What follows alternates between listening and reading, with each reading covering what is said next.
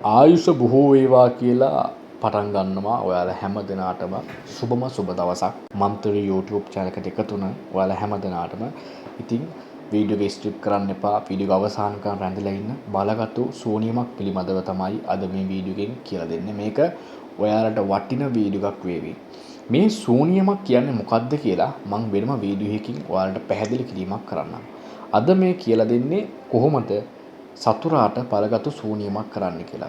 ලේසියෙන්ම කරන්න පුළුවන් සූනියමක් තමයි මේක. නරකාංශයේ ගුරුකම් වල 1-4 කියන ගුරුකම තමයි අද ඔයාලට ලබා දෙන්න හදන තියෙන්නේ. මේක ගොඩ දෙනෙක්ගේ ඉල්ලීම මත තමයි මම මේ වීඩියෝ එක නිර්මාණය කරන්නේ. වීඩියෝ එකට යන්න කලින් පැහැදිලි කිරීමක් කරන්න ඕන.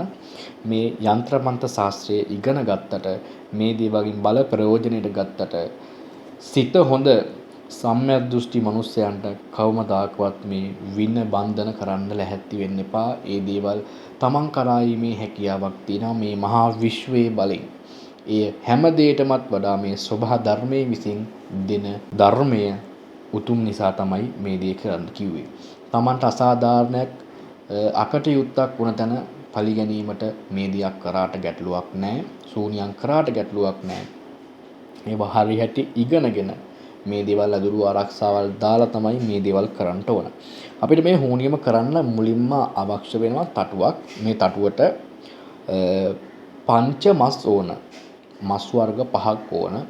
ඉලු මස්, කුකුල් මස්, හරක් මස්, වල් ඌරු මස්, මාළු, බල මාළු වගේ කෑල්ලක් තමයි ගන්න ඕන. මේ දේවල් හොඳට එකට මාළුවක් ලෙස හදන්න ඕන. කියන්නේ එක හදන විදිහ මම පැහැදිලිවම ඕන කෙනෙක් ඉන්නා නම් මට කමෙන්ට් එකක් දාන්න මම ඒක කියලා දෙන්න මේක එකට මාළුවක් වගේ හදලා බිත්තර 3ක් බෙදලාද බිත්තර 2ක් තම්බලාද රතු පාට කරපු බිත්තර 3ක්ද පුදට තියන්න ඕන. ඇටියට ගොඩදිය මස්, ලේ, සීරි, පුලුටු, හඳුන්, සඳුන්, විලද, මී පැණිද මේ තටුවට තිබීම අනිවාර්ය වෙනවා. ඇදුරාගේ ආරක්ෂාවට බත් ගුටුවක්ද තිබීම අත්‍යවශ්‍ය නැති වුණත් මේක තිබීම හොඳයි. මොකද ඇදුරාගේ ආරක්ෂාවට ගුටුවක් තිබිය යුතුම හොඳයි. බිල්ලට කුකුලෙක්ද නැවුම් වළඳක මේ මනමිනියක් පුරුසාගත් අලුද සොහොන් අලුද සොහොන් පස්ද අබ මිටක් 3ක්ද මේකට එකතු කරලා හොඳට මේ මන්ත්‍රයෙන් ජීවම් කරන්න ඕන 108 වාරයක් ජීවම් කරලන්නත් ඕන. එතකොට කළු සුදු නූල් 9 පොටක් ගෙනල්ලා කහ ආලයක් අරගෙන මේ කහ ආලයේ සම්පූර්ණම මේකේ අතුල්ලන්න ඕන මේ නූලේ. එතකොට තව කහ ආලයක් අරගෙන ලෙඩාගේ නම කිය හොඳට ගැට ගහන්න ඕන ගැට 9ක්. මේ මන්ත්‍රය කියලා ලෙඩාගේ නම කිය එක ගැටයක් හිර කරනවා. ආයේ මන්ත්‍රය කියනවා ලෙඩාගේ නම කියනවා ආයේ ගැටයක් හිර කරනවා. ඔය විදිහට අර අවශ්‍ය කලමනා ටික අඩුම කුඩුඹ ටික ජීවම් කරලා ඉවරනාට පසුව මේ මන්ත්‍රයේ මේ නූලත් ඒ විදිහටම ජීවම් කරන්න ඕන.